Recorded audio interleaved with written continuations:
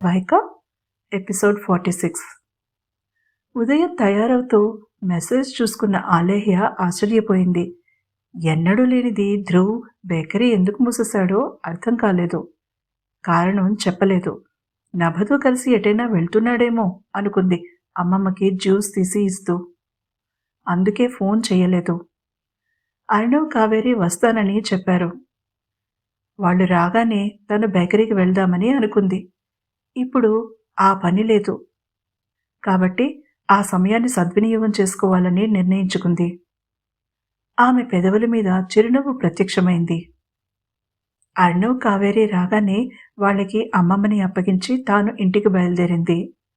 అర్ణవ్ ఎంత అడిగినా ఎక్కడికి వెళ్తోందో చెప్పలేదు. ముందుగా తనకి కావలసిన వస్తువుల కోసం సూపర్ మార్కెట్కి వెళ్ళింది. అక్కడ నుంచి పక్కనే ఉన్న ఒక గిఫ్ట్ షాప్లోకి వెళ్ళింది. అక్కడ పని పూర్తి చేసుకుని బస్లో ఇంటికి చేరుకుంది.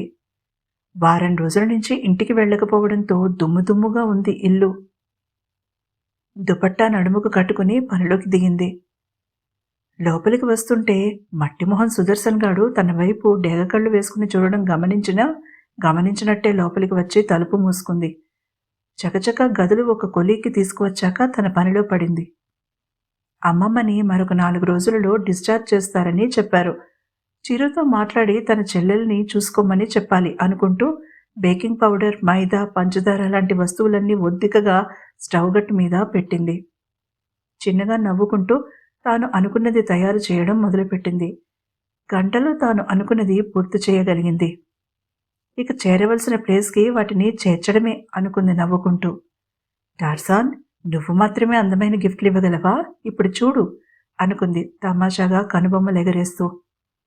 హాస్పిటల్కి వెళ్లే టైం కావడంతో గబగబా ఫ్రెష్ అయ్యి తాను తయారు చేసిన ఐటమ్స్ని పొందికగా ప్యాక్ చేసి పేపర్ బ్యాగ్లో పెట్టింది. అలానే తాను కొన్న గిఫ్ట్ని అందమైన గిఫ్ట్ ర్యాప్ చేయబోతూ ఒక చిలిపి ఆలోచన రావడంతో దాన్ని అమలులో పెట్టింది. బయటికి వచ్చి తాళం వేసి బస్ స్టాప్ వైపు బయలుదేరింది.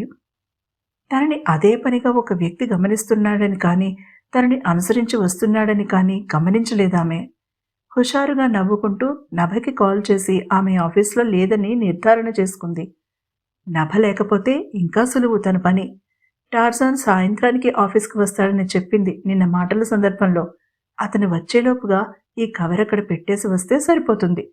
ఆఫీస్ నుంచి ఒకసారి ధ్రువుని కలిసి అప్పుడు హాస్పిటల్కి వెళ్లాలని ప్లాన్ చేసుకుంది.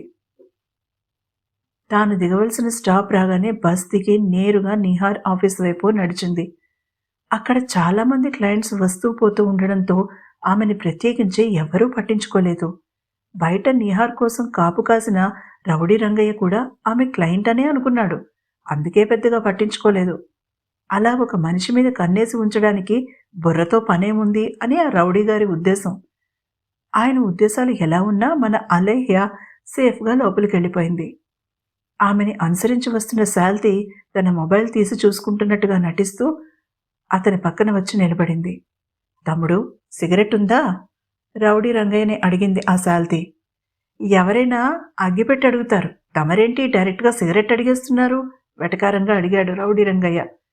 నా దగ్గర లైటర్ ఉంది, సిగరెట్ లేదు. ఉన్నదెందుకు అడగడం? ఎదురు ప్రశ్న వేశాడు. తనకి సిగరెట్ కాల్చే అలవాటు లేదని చెప్పలేదు. సర్లే ఇదిగో అంటూ ఒకటిచ్చాడు తన షర్ట్ జేబులో ఉన్న పెట్టె నుంచి తీసి. వీడెవడో కొంచెం తేడాగాడిలో ఉన్నాడు అనుకున్నాడు కూడా. రోజుకి అన్ని సిగరెట్లు కాలిస్తే చచ్చిపోతావు త్వరలో అన్నాడు ఒకసారి అతని వంక ఆ సిగరెట్ పెట్టే వంక చూసి. చిర్రెత్తుకొచ్చింది రౌడీ రంగయ్యకి. అసలు నీకిక్కడేం పని? కోపంగా అడిగాడు. నా మరదలకి లవ్ అఫేర్ ఉందని అనుమానం, అందుకే కన్నేసుంచడానికి వచ్చా. మరి నీకేం పని? తీసుకున్న సిగరెట్ వైపు అసహ్యంగా చూస్తూ అడిగాడు. నా పని కూడా ఇంచుమించుగా అలాంటిదే అన్నాడు రౌడీ రంగయ్య విషయం చెప్పకుండా. అంటే నీ మరదలకు కూడా లవ్వా? ఆశ్చర్యపోతూ అడిగాడు. ఒరే బాబు, నా బుర్ర తినకరా, సిగరెట్ ఇచ్చాను, హాయిగా దమ్ములాగా పక్కన నిలబడి. కోపం కాస్త ప్రతిమలాటలోకి దిగడంతో నవ్వుకున్నాడు కిరీటి. ఉదయం అర్ణవ్ ఫోన్ చేసి ఎట్టి పరిస్థితుల్లోనూ ఆలేహ్య అతని కంట్లో నుంచి తప్పించుకోకూడదని తనకి తెలియకుండా అనుసరించమని చెప్పడంతో ఆ పని మీద ఉన్నాడతను. ఎవరైనా అనుమానాస్పదంగా కనిపిస్తే సిగరెట్ జేబులో పెట్టుకుని అగ్గిపెట్టే అడగమని సలహా ఇచ్చినది కూడా అతనే. కానీ కిరీటికి ఏదీ తిన్నగా చేసే అలవాట్లేదు, ముఖ్యంగా అర్ణవ్ చెప్పిన పని. అందుకే ఉల్టా చేసి రౌడీ రంగయ్యకి కిర్రెక్కించడం మొదలుపెట్టాడు. ఆలేహి ఇంటికి వెళ్లడం, ఆమెని గుడ్లగూబలా ఆ సుదర్శనగాడు గమనించడం అన్నీ కనిపెట్టాడు కిరీటి. ఆలేహ్య అక్కడ ఉండడం మంచిది కాదన్న నీహార్ నిర్ణయం సరైనదని అర్థమైందతనికి. ఆ సిగరెట్ కాల్చని వాడివి నా దగ్గరెందుకు తీసుకున్నావు? కోపంగా అడుగుతున్న రౌడీ రంగయ్య వైపు ఎగాదిగా చూశాడు కిరీటి. నేను కాల్చకపోవడానికి కారణం నువ్వే అన్నాడు అసహనంగా. వెర్రిమొహం వేశాడతను. ఎలారా? అడిగాడు నెత్తి కొట్టుకుంటూ. నీ జేబులో ఏముంది? ఒకసారి తన షర్టు జేబు వైపు చూసుకున్నాడు రౌడీ రంగయ్య. ఏం లేవురా, సిగరెట్ పెట్టది దీనంగా మొహం పెట్టి జవాబిచ్చాడు. అదే మరి, తల నిలువుగా ఊపి ఎడమ అరచేతిలో కుడి అరచేయ కొట్టుకుంటూ అన్నాడు కిరీటి. ఏంట్రా? అడిగాడు రౌడీ భయంగా చూస్తూ. ఖచ్చితంగా తన పక్కన నిలబడిన వాడు మెంటల్ హాస్పిటల్ నుంచి తప్పించుకుని వచ్చి ఉంటాడు. అందుకే మరదలు వేరేవాడితో లవ్లో పడి ఉంటుంది కక్షగా అనుకున్నాడు. నువ్వు ఆ సిగరెట్ పెట్టి తీసి చూపించావు, దాని మీద ఉన్న బొమ్మ చూస్తే కాల్చబుద్ధి కావడం లేదు మొహం అదోలా పెట్టి అన్నాడు కిరీటి. లేకపోతే నువ్వు కాల్చడం కోసం జయమాలిని బొమ్మ వేస్తారా? అడిగాడు కోపంగా రౌడీ రంగయ్య. ఈ ఐడియా ఏదో బాగుంది కదూ? అతని వైపు చూసి సాలోచనగా అన్నాడు కిరీటి. ఓరి నాయనోయ్, నువ్వు మామూలుడివి కాదు, మెంటల్ గాడివి. మా బాస్ కూడా ఉండడు ఇంత తిక్కగాడైనా కాని బుర్ర బరుక్కుంటూ అన్నాడు. ఎవడేంటి నీ బాస్? యథాలాపంగా అడిగాడు కిరీటి. ఉన్నాడులే, ఈ బిల్డింగ్లో ఉండేవాడికి తమ్ముడి వరుస అవుతాడంట. వాడు వేసే వేషాలు సినిమాల్లో శాడిస్టులు కూడా వేయరు. తన బాధని వెళ్ళగక్కాడు. అదెవరో ఇట్టే అర్థమైపోయింది కిరీటికి. ఒక పని మీద వస్తే మరొక పని కూడా చక్కబెట్టబడడం అయింది. గుడ్ అనుకున్నాడు. అదిగో నా మరదలుస్తోంది, ఈ సిగరెట్ నువ్వే కాల్చుకో, నే పోతున్నా అని చెప్పి కంటికి కనిపించిన అమ్మాయిని చూపించి అక్కడి నుంచి జారుకుని వేరే ప్లేస్లో నిలబడ్డాడతను. వాడు తనని గమనించేంత బుర్రున్నవాడు కాదని ఎప్పుడో గ్రహించేశాడు కిరీటి. నవ్వుకుంటూ అర్ణవ్కి కాల్ చేసి విషయం మొత్తం చెప్పాడు. బానే సంపాదించావు ఇన్ఫర్మేషన్ అన్నాడు నవ్వుతూ అర్ణవ్. ఏముంది, నీలా తింగరగా నటించడమేగా అన్నాడు నవ్వుతూ కిరీటి. కోపంగా కాల్ కట్ చేసిన తమ్ముడి మొహం తలుచుకుని నవ్వుకున్నాడు కిరీటి. లోపలికి వెళ్లిన ఆలేహ్య తిన్నగా ఎండీ క్యాబిన్కి వెళ్ళిపోయింది. ఆమె నభతో చాలాసార్లు అక్కడికి రావడంతో అటెండర్ గోపు ఆమెని నవ్వుతూ పలకరించాడు. నభ మేడం లేరండి చెప్పాడతను. తెలుసు, ఇది ఇక్కడిచ్చిరమ్మని పంపింది నవ్వుతూ అబద్ధమాడేసింది. లంచ్ టైం కావస్తూ ఉండడంతో తమ బాస్కి ఫుడ్ ఆర్డర్ చేసిందేమో అనుకున్న గోపు లోపలికి పంపేశాడు. నీహార్ లోపల ఉన్న విషయం ఆమెకి తెలుసనుకున్నాడు. అతను లోపల ఉన్నాడని తెలియని ఆలేహ్య ధీమాగా తలుపు తోసుకుని లోపలికి వెళ్ళిపోయింది. అక్కడ అటు తిరిగి ఫ్లోర్ టు సీలింగ్ అద్దాల కిటికీలో నుంచి బయటికి చూస్తూ ఫోన్లో మాట్లాడుతున్న నీహార్ని చూడగానే గతుక్కుమంది. అతను చాలా సీరియస్గా ఎవరో క్లయింట్తో మాట్లాడుతున్నాడు. ఆమె చాలా మెల్లగా అడుగులో అడుగు వేసుకుంటూ అతని టేబుల్ దగ్గరికి చేరుకుని పేపర్ బ్యాగ్ని అక్కడ పెట్టి కొన్ని క్షణాలు కదలకుండా అలా నిలబడింది ఊపిరి బిగబట్టి. నో అని హోటల్స్ విషయంలో కాంప్రమైజ్ అయ్యేదే లేదు. నా కస్టమర్స్కి ద బెస్ట్ ఇవ్వవలసిందే. రోడ్డు వైపు చూస్తూ మాట్లాడుతున్న నీహార్కి హఠాత్తుగా అద్దం మీద ఆలేహి ప్రతిబింబం కనిపించి అయోమయానికి లోనయ్యాడు. ఆమె ఇక్కడేం చేస్తున్నట్టు? అతని ఆలోచన స్రవంతి తెగిపోయినట్టుగా అయ్యింది. Nihar, are you there? అటు నుంచి వినిపించగానే తేరుకున్నాడు. సారీ, ప్లీజ్ కంటిన్యూ అంటూ తన అమెరికన్ క్లయింట్తో సంభాషణ కొనసాగించాడు. కానీ అతని చూపు ఆసక్తిగా అద్దం మీద పడుతున్న ఆలేహ్య ప్రతిబింబం మీద ఉంది. హఠాత్తుగా ఆమె వైపు తిరిగి షాక్కి గురిచెయ్యాలని చాలా అనిపించింది కానీ తనని తాను అదుపు చేసుకున్నాడు. ఆమె ఏం చేస్తుందో చూడాలని అనిపించింది. ఆమె మెల్లగా ఒక కవర్ని టేబుల్ మీద పెట్టి తనని గమనించడం చూసి చూపు పక్కకి తిప్పుకున్నాడు. వెనక్కి 4 అడుగులు వేసి గిర్రున వెనక్కి తిరిగి తలుపు తీసుకుని పరుగందుకుంది ఆలేహ్య. అతనికి వెనక్కి తిరిగి మాట్లాడే అవకాశం ఇవ్వలేదు. కాల్ కట్ చేసి మెల్లగా వెనక్కి తిరిగి టేబుల్ మీద ఉన్న పేపర్ బ్యాగ్ వైపు చూశాడు. తీయని సువాసన నాసికకి చేరగానే నోరు ఊరింది. ఉదయం తిన్న బ్రేక్ఫాస్ట్ ఎప్పుడో అరిగిపోయిందని అప్పుడు గుర్తొచ్చింది అతనికి. పేపర్ బ్యాగ్లో నుంచి బాక్స్ బయటికి తీసి ఓపెన్ చేశాడు. ఆమె పేస్ట్రీలని చేస్తుంది. అవి పేస్ట్రీలని తెలుస్తూనే ఉంది చూడగానే. ఆ బాక్స్ పక్కన మరొక గిఫ్ట్ ప్యాక్ ఉంది. ఆసక్తిగా ముందుకు దాన్ని బయటికి తీశాడు. గిఫ్ట్ ప్యాక్‌లో ఏముందో ఊహించడానికి ప్రయత్నించాడు. ముందుగా బాక్స్ ఓపెన్ చేసి చూశాడు నిహార్. ముద్దొస్తూ పింక్ పేస్ట్రీలు 4 ఉన్నాయి అందులో. అతను స్వీట్ తక్కువ తింటాడు. అందులోనూ కేక్స్‌లో ఎగ్ వేస్తారని చెప్పి అస్సలు కేక్ ముట్టుకోడు. నిరాశగా బాక్స్ ముయ్యబోతూ సైడ్‌న చిన్న వస్తువు పచ్చ స్టికిట్ పేపర్ అంటించి ఉండడం చూసి కనుబొమ్మలు ముడిచి ఆ పేపర్‌ని సున్నితంగా లాగాడు. హడావిడిగా అక్షరాలు బరికినట్టుగా ఉన్నాయి. పెన్ దొరక్క పెన్సిల్‌తో రాసింది. ఎగ్ వేయలేదు, మీకోసం స్పెషల్ అని నవ్వుతున్న ఎమోజీ వేసింది. నవ్వుకుంటూ ఎగ్లెస్ పేస్ట్రీని చేతుల్లోకి తీసుకున్నాడు. మన కోసం ఎదుటి వ్యక్తి చిన్ని చిన్ని విషయాలలో కూడా తీసుకునే శ్రద్ధనే బహుశా ప్రేమ అంటారేమో అనిపించింది అతనికి. ఆ లెక్కన ఆలేహ్య తనతో ప్రేమలో ఉన్నట్టే కదా అనుకుంటూ పేస్ట్రీ అంచుని కొరికాడు. తెల్లని క్రీమ్ అతని పెదాలకి అంటుకుంది. నాలికతో తుడిచేస్తూ రుచి చూడగానే అమృతమంటే ఇలా ఉంటుందా అనిపించింది అతనికి. ఖచ్చితంగా ఇట్స్ అ సిన్ అని ఒక నిర్ధారణకొచ్చాడు. సిన్ చేసే కొద్దీ మళ్ళీ మళ్ళీ చేయాలనిపిస్తుంది. అంత బావున్నట్టుగా ఉంటుంది. అది తప్పని తెలిసినా కూడా. అలానే ఉన్నాయి ఆలేహ్య పేస్ట్రీస్. Dark temptation. ఒక్కటి కూడా ఉంచకుండా 4 తినేశాడు. వేళ్ల అంచులు నాకుతూ మరి.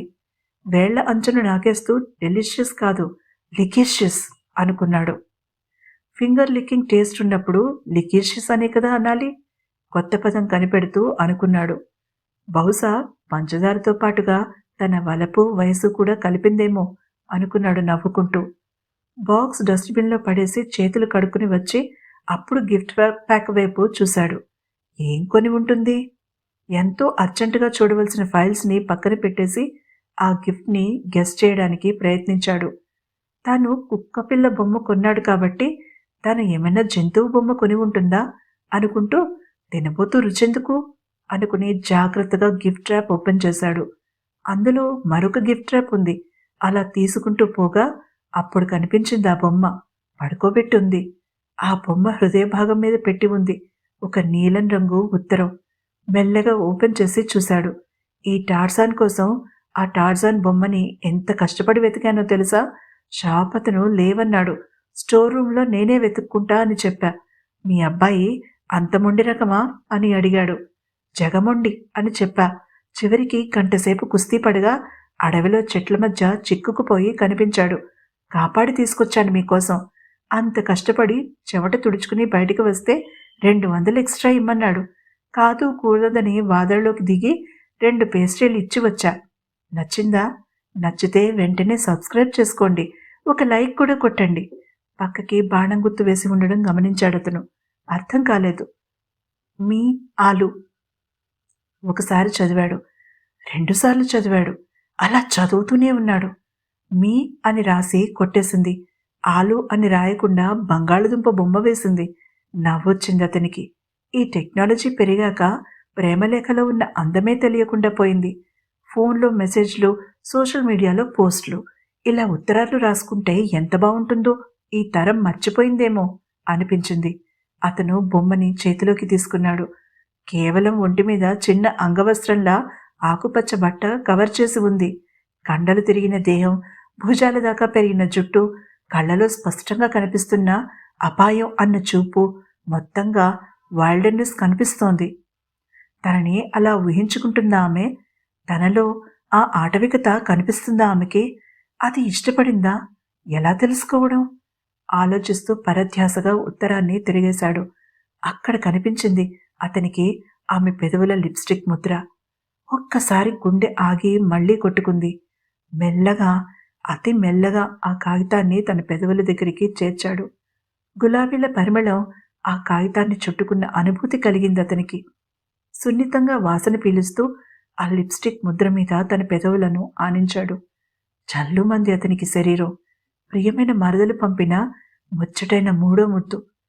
మెల్లగా ఆ ఉత్తరాన్ని జాగ్రత్తగా ఒక ఫైల్లో పెట్టాడు. గిఫ్ట్ ర్యాప్ చేసిన పేపర్లని జాగ్రత్తగా మడతలు పెట్టి టేబుల్ అడుగు సొరుగులో భద్రం చేశాడు.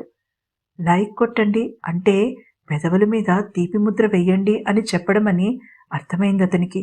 మరి సబ్స్క్రైబ్ చేయడం అంటే? కొంటె ఆలోచన మనసులో కమ్ముకోగా ఆమెనే అడిగి తేల్చుకోవాలని అనుకున్నాడు. ఇక అప్పుడు ఒకదాని తర్వాత ఒకటిగా మీటింగ్స్ ఉండడంతో మొహానికి నవ్వు అతికించుకుని వాటిలో పాల్గొన్నాడు. మాట్లాడుతున్నాడన్న మాటే కాని అతని మనసంతా ఆలేహ్యం మీద ఉంది. ఆమెతో చాలా విషయాలు మాట్లాడాలి. ఈ విషయాలు మూడో వ్యక్తి ద్వారా తెలిస్తే చాలా పెద్ద సమస్య అవుతుంది. అందులోనూ దీపాంకర్ గాడికి ఈ విషయం తెలిస్తే తనకి అనువుగా ఉపయోగించుకోవడానికి ప్రయత్నిస్తాడు. బుర్రలో మల్టీటాస్కింగ్ చేస్తూనే మీటింగ్స్ పూర్తి చేశాడు. చివరి మీటింగ్ పూర్తయ్యేసరికి అతని మనసులో ఒక ప్రణాళిక రూపుదిద్దుకుంది. ఈ రాత్రికే ఆమెకి తనకి మధ్య ఉన్న బంధం గురించి ఆలేహికి తెలిసి తీరాలి. స్థిర నిశ్చయం చేసుకున్నాడు. సరిగ్గా అదే సమయంలో గరుడుపల్లి సంస్థానంలో రాజ్ దర్బార్లో దర్జా ఒలగబోస్తూ కూర్చుని ఉన్నాడు ధనుష్ కోటి. అతని ఎదురుగా కూర్చుని ఉంది ఒక నడివయసు స్త్రీ. కానీ ఆమె వేషధారణ, అవయవ సౌందర్యం ఆమె వయసును తెలియనివ్వడం లేదు. సన్నగా నాజూకుగా ఉంది. ఎత్తు సుమారు 5 అడుగుల 6 అంగుళాలు ఉంటుందేమో. పూర్వాశ్రమంలో ఆమె ఖచ్చితంగా మోడలింగ్ వృత్తిలో ఉండి ఉంటుందని అనుకున్నాడు. ఆమెనే ఆబగా పరికించి చూస్తున్న దీపాంకుర్. దీపాంకుర్కి వయసుతో సంబంధం లేదు. స్త్రీ అయితే చాలు. అతని ఆకలి చూపులు గమనించినా గమనించినట్టే మొహం తిప్పుకుందామె. ఆమెకి అలాంటి చూపులు అలవాటే. గర్వంగా ఉంటుంది. 40లు దాటబోతున్నా కూడా పొంకం తగ్గనివ్వకుండా మెయింటైన్ చేయగలుగుతున్నందుకు. ధను, నేను ఎన్ని గంటలైందో తెలుసా వచ్చి? ఇప్పుడు దొరికింది నీ అపాయింట్మెంట్ అంది అలక నటిస్తూ. ఆమె ఆ ఊబకాయంగాడిని ధను అని ముద్దుగా పిలవడంతో అపనమ్మకంగా చూశాడు ఇద్దరి వైపు. వాడి చూపులు ఆమె అంగుళాన్ని కొలిచేస్తుంటే గట్టిగా కళ్ళు మూసుకున్నాడు దీపాంకుర్. వీడికి ఆ సౌందర్యరాసా అన్నట్టుగా ఉంది అతని మొహంలో ఎక్స్ప్రెషన్. వస్తున్న నవ్వుని ఆపుకుందామే. ధనుష్ కోటి మీద ఫోకస్ పెట్టింది. లేకపోతే ఏమవుతుందో ఆమెకి తెలియనిది కాదు. చెప్పిన సమయానికి రాకుండా అర్ధరాత్రి ఎప్పుడో వచ్చి నన్ను కలవాలనుకుంటే ఎలా? నేను చాలా పనులతో వ్యస్తుడనే ఉంటాను. అంటే బిజీగా ఉంటాను. విషయం చెప్పు. లేచి నిలబడి కిటికీ వైపు నడిచి ఫ్రెంచ్ విండోలో నుంచి బయటికి చూస్తూ తాపీగా అన్నాడు. ధను, నువ్వెంత వ్యస్తుడివై ఉన్నా నా కోసం సమయం చేసుకోక తప్పదు. నీకోసమే కదా నేను ఇంత రిస్క్ తీసుకున్నది అనునయంగా అడిగింది. అతను ఏమీ మాట్లాడలేదు. ఆమె వైపు తిరగను కూడా లేదు. ధను, ఆ మనవడు చాలా స్పీడ్గా పోతున్నాడు. బ్రేక్ వేయకపోతే ఇబ్బంది పడతాం. వాళ్ళు ఏదో ప్లాన్ వేస్తున్నారు. అతను మాట్లాడకపోవడంతో తిరిగి తనే చెప్పింది. అప్పుడు తిరిగాడు ఆమె వైపు మెల్లగా. అతనికి తను చెప్పిన మాట మీద ఆసక్తి కలిగిందని అర్థమైంది ఆమెకి. అతని వైపు కళ్ళు తిప్పుతూ పెదవి సున్నాలా చుట్టి కవ్వింపుగా చూసింది.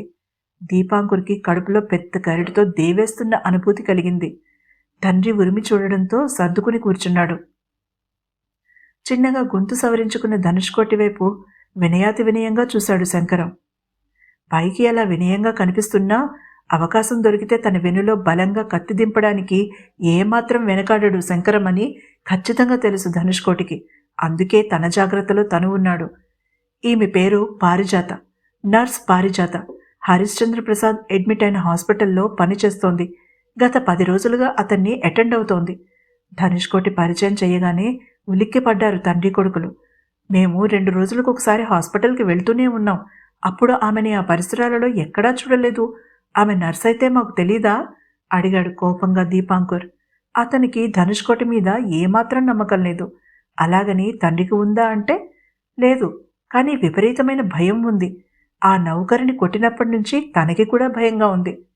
చూడు దీపాంకురం, మనలో మనకి ఎన్ని విభేదాలున్నా ఒక పని అందరం కలిపి ప్రారంభించాక వాటిని మర్చిపోతే కానీ విజయం సాధించలేం.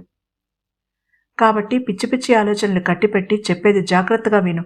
కఠినంగా చెప్పేసరికి దీపాంకుర్ నీళ్లు నమిలాడు. ఇప్పుడు ధనుష్కోటి చూపు పారిజాత మీద పడింది. ప్లాన్ ఏంటి అడిగాడు. ఈ ఎపిసోడ్ కనుక మీకు నచ్చినట్లయితే తప్పక లైక్ చేయండి. అలాగే నా ఛానల్ని తప్పకుండా సబ్స్క్రైబ్ చేసుకోండి.